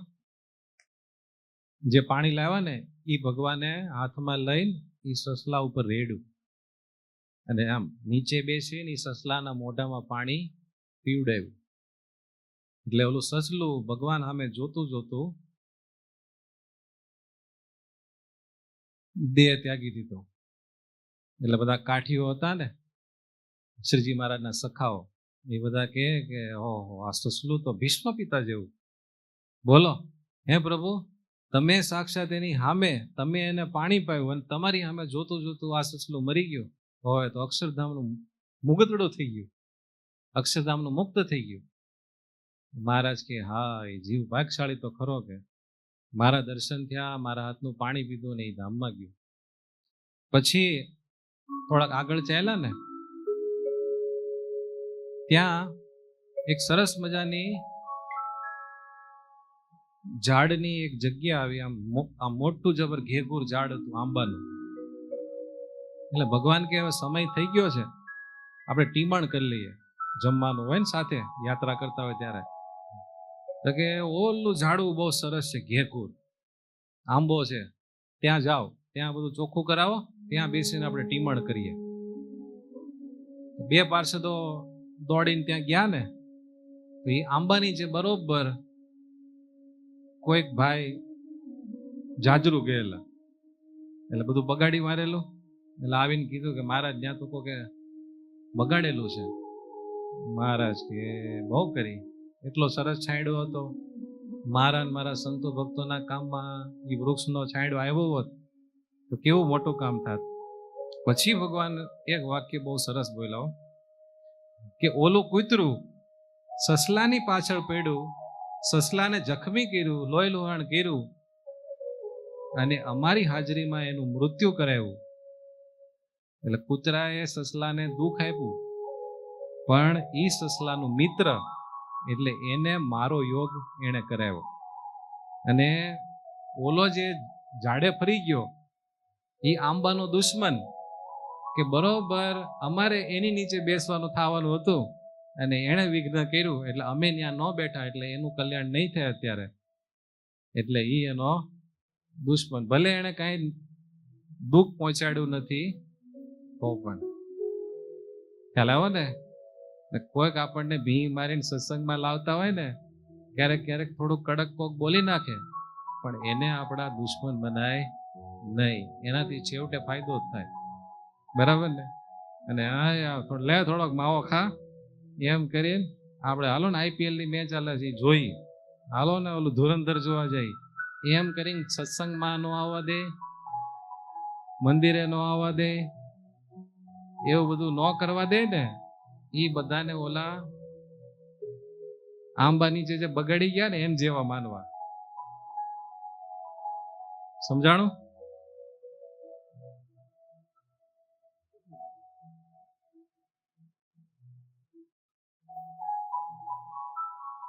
એટલે ચિંતામણી હાથમાં આવી હોય તો એને વેડફી નાખવી નહીં. એની એક બહુ સરસ વાત છે. શ્રીજી મહારાજ એકવાર વન વિચરણ દરમિયાન, શ્રીજી મહારાજે વન વિચરણ કર્યું ને એ દરમિયાન એક બહુ મસ્ત પ્રસંગ સાંભળવા જેવો. વન વિચરણ કરતા કરતા નીલકંઠ વર્ણી વૈકંઠાદ્રીથી ચાલતા ચાલતા રસ્તામાં એક નદી આવી. એ નદીના કાંઠે એક શિવાલય હતું અને તેના ઓટા ઉપર નીલકંઠ વર્ણી બેઠા, ત્યાં ઉતારો કર્યો અને નદી બહુ સરસ હતી. એટલે નીલકંઠ વર્ણીએ નદીમાં સ્નાન કર્યું અને પાછા શિવાલયના ઓટા ઉપર આવીને બેઠા. નાવા ગયા નદીમાં જાય, થયું આશ્ચર્ય તે સમે ત્યાંય. પણ જ્યારે શ્રીજી મહારાજ નદીમાં નાવા ગયા ત્યારે દેવાલયમાં એક આશ્ચર્ય થયું. શું આશ્ચર્ય થયું?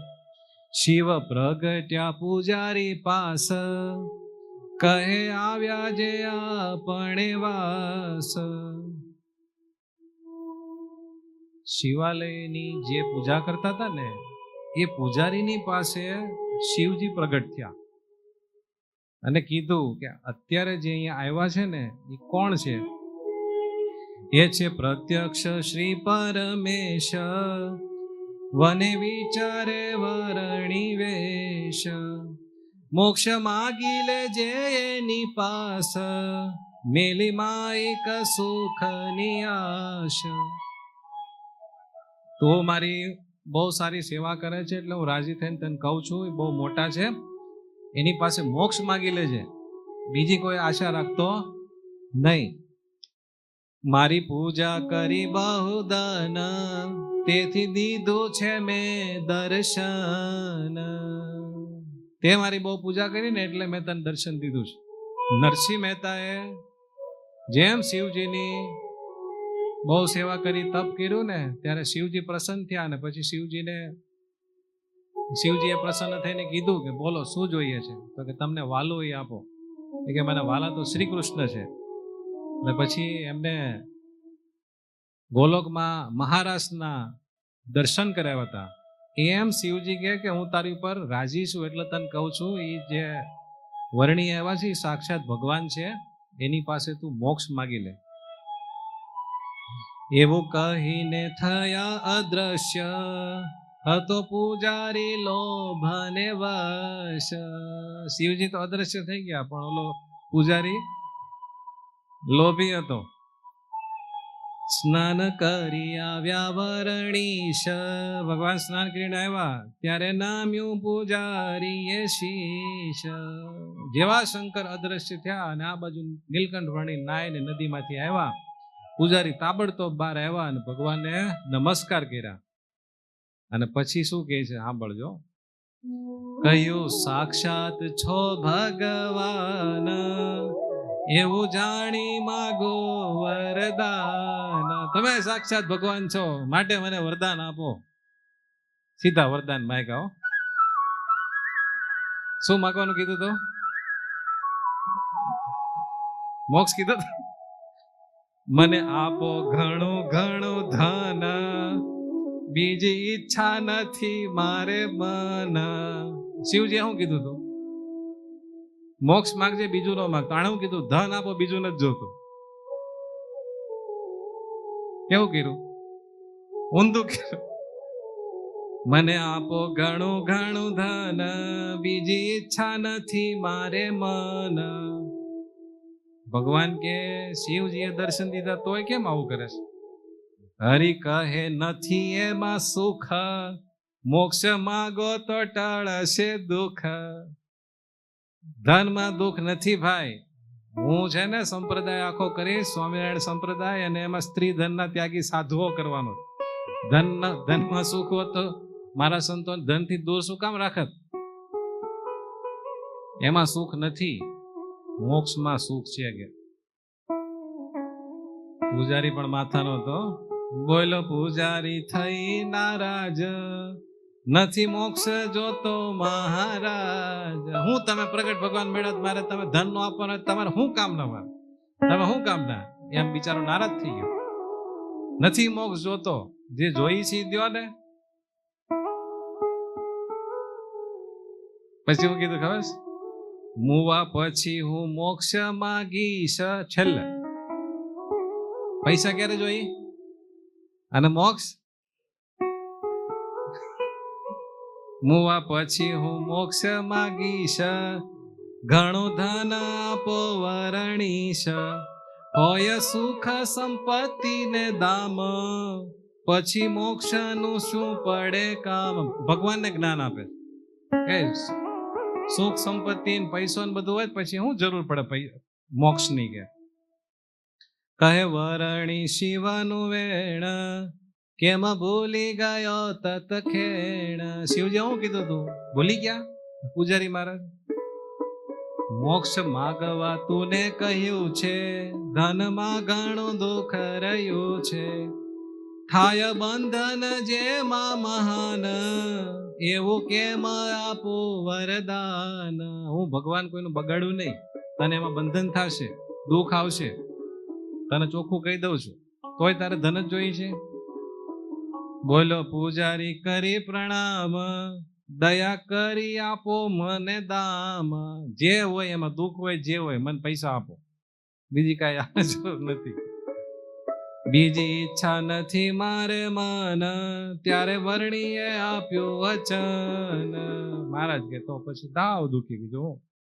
પછી વર્ણી મહારાજે તેને કીધું, શિવાલયના મંદિરના પરથારથી પૂર્વ દિશા બાજુ 5 હાથ જેટલું છેટે ભરપૂર ધન દાટેલું છે, ત્યાં તમે ખોદશો એટલે ધન મળશે. પણ યાદ રાખજો, સોના મોહરના ચરુ છે 7. કુલ કેટલા ચરુ છે? જેણે દાટ્યા તે નથી હયાત, તેમાં જરૂરી જેટલું લેજો, બાકીનું ધન દટાવી લેજો. 7 ચરુ છે, પણ એમાંથી તમારે જેટલી તાણ હોય ને એટલું જ લેજો, અને બાકીનું બધું દાટી દેજો. લોભે વિસરશો મારું વેણ, ધન થાશે બહુ દુઃખ દેણ. જો લોભે કરીને મારું વચન ભૂલી જશો ને તો બહુ દુઃખ આવશે મોટું. માટે સંતોષ રાખજો મન, સમજાવ્યું છે સ્પષ્ટ વચન. એમ કરીને પછી નીલકંઠ વણી ત્યાંથી નીકળી ગયા, અને પૂજારી મહારાજ ખુશ થઈ ગયા. બસ હવે તમારું કામ નથી, જાઓ વેતા થાવ. ભગવાનને મોકલી દીધા. આપણી જ કહાની છે કે નહીં? પછી ખોદી જોયું ત્યાં ફળ્યું વચન, પૂજારી બાપાએ ખોદ્યું, અઢળક ત્યાં નિસર્યું ધન. કેટલા ચરુ નીકળ્યા? સોના મહરના ચરુ ભરેલા, ઉપરા ઉપરી ગોઠવેલા. એક ચરુ સલાખામાં વાળ્યું, કપડામાં બધું કાઢ્યું, તેના તળિયે બીજું નિહાળ્યું. ઈ આખું ભરેલું. તેના તળિયે જોયા 5 ઠામ, ફળ્યું વર્ણીનું વેણ તમામ. સોના મોહર મૂકી ઘરમાય, બીજો ચરુ લેવા આવ્યો જાય. એક ચરુનો ઢગલો કરીને ઓલા સલાખામાં લઈને ઘરે મૂક્યો, પણ નીચે આખો પૈસાનો ભરેલો ચરુ છે ને, રેવાણો નહીં. પછી શું કર્યું? સોના મોહર મૂકી ઘરમાય, બીજો ચરુ લેવા આવ્યો જાય. હૈયે હતો હરખ માપ, ત્યાં તો ચરુ માથે જોયો સાપ. એક તો ઘર ભેગો કર્યો, પણ પછી લેવા માટે ગયો ને, ત્યાં સામે ઈ ચરુ ઉપર સાપ દેખાણો. અરે સાપ ક્યાંથી ચડી આવ્યો, લાંબો વાંસડો મારવા લાવ્યો. તોય બુદ્ધિ ઠેકાણે ન આવી. પેલા વર્ણીએ કીધું છે આને લઈને કઈ નુકસાન નહીં થાય હોય ને મને, એ વિચાર ન આવ્યો. મોટો વાહડો લઈ આવ્યો અને મારવા માંડ્યો સાપને. વર્ણીએ કહ્યું તું વચન, તમે સંતોષ રાખજો મન. ભગવાને કીધું તમે સંતોષ રાખજો, પણ ભૂલાઈ ગયું. પણ લોભની લાલચ સાથે માર્યો વાંસડો એરુના માથે. સાપની માથે વાંડો માર્યો, કાળા નાગે ત્યાં ફૂફાડો માર્યો. એણે બચાવવા બીવર આવ્યો, તોય લોભમાં ક્રોધ કરીને માથે વાંસડો માર્યો ફરીને. સાપે ખોટા ખોટા ફૂફાડા માર્યા કે ભાઈ આને નથી મારો એમ. તોય આ લોભને વશ હતો ને, ઉપાડીને એક વાંડો માર્યો એટલે સાપને જરાક વસમું લાગ્યું.